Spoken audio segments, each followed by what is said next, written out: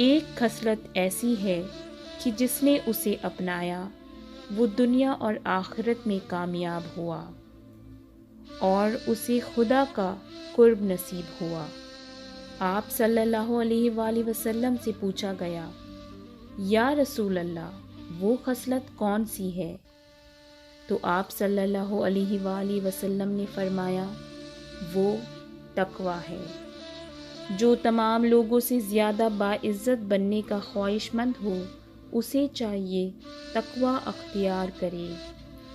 پھر آپ صلی اللہ علیہ وآلہ وسلم نے اس آیت کی تلاوت کی، یقیناً اللہ کی نظر میں تم میں سے زیادہ عزت والا وہی ہے جو تم میں زیادہ پرہیزگار ہے۔